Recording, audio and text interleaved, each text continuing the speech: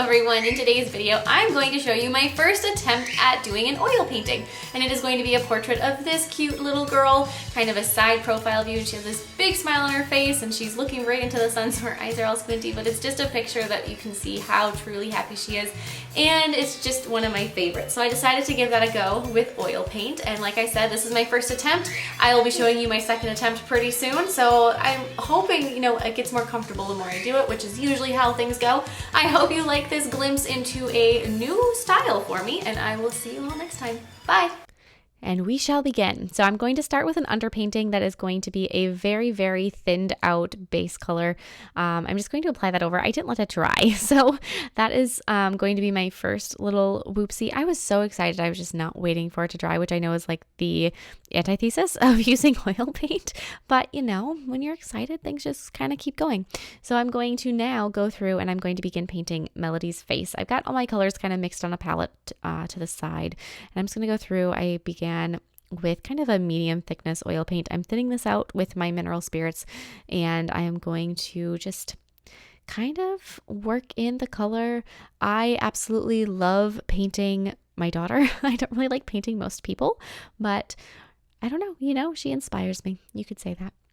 I'm going to definitely make sure I am not afraid to go straight in with the darker tones. I know when I'm doing an oil painting, if I don't want to wait for the layers to dry, which I don't, you just heard me say I was impatient. So I don't want to necessarily shy away from going straight into the darker shadows. Like I said, this is a little, experiment. I am definitely somebody that kind of likes to figure things out for myself.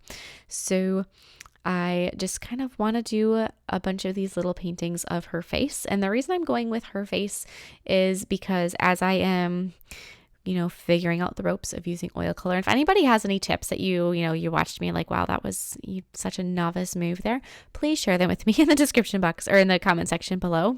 I certainly welcome any advice that you might have. While I am trying to figure this out on my own, I am definitely still willing to accept any advice anybody wants to give me. Not that I'll take it, mind you, because I'm pretty stubborn, but share it anyway. Anyways, I'm going to be painting her face 6 times because I have 6 of these really amazing little triangular canvases that have been kind of just waiting for a few years for inspiration to strike. And I'm going to do a little collage of different moments of her life with a pretty big focus just on painting her face. Whenever I'm teaching myself a new technique or a new concept or a new, medium, I like to choose a topic to work on and kind of repeat myself. So I'm going to paint her face, but at different ages, different moments, different hairstyles, so that I have the opportunity to get a grasp of how the oil paint behaves and how it treats me, so that it's, it sinks in a little bit. And just doing the same thing, having some of that repetition, I personally find is just the best way to grasp it. So I've got her face pretty well started. I'm going to do her hand. I'm not going to overly detail this. I'm not going to be painting down to every pore on her face. I'm going to keep it a little bit softer. Generally not my style. I'm usually a hyper detailer, but I'm going to just kind of go with that plan for right now, just to kind of keep it in the skill training stage of my oil painting career. Going to fill in that other arm, blend that in a little bit. This moment where she was making this particular little squinty-eyed face, it was such a beautiful evening. We had just gone to a graduation party and she was wearing this beautiful dress, and we stopped at a bluff and we took pictures over the top of the bluff. I just snapped a couple candid pictures of her, but this particular one, she just looked so happy.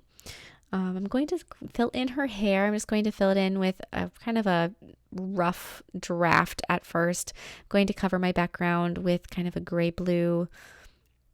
That original underpainting color I did, since I didn't let it dry, is going to still kind of poke its head through. It's going to influence the color of the paint. I'm not offended that it influenced the color or that it's, playing around with what I'm doing. I'm kind of welcoming it. Whenever you're learning something new, whether it's completely new, like if you've never picked up a paintbrush, you've never done any kind of painting, or just a new medium within something that you have some familiarity with, welcome the surprises. take anything that you may not have intended and really pay attention to it. The things that you're surprised by are the things that you should be paying attention to when you are learning, because that is where you're going to learn the most. So I love when I'm trying something new, the vulnerability of making mistakes, which, to a lot of people is probably very scary, and I sympathize, but I love it. It's so exciting to get to make mistakes and get to learn.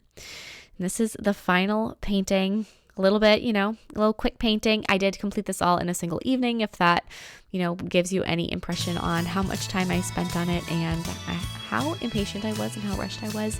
But it was a great first painting. I'm very happy with the way it turned out, and stay tuned if you want to see how the next one goes.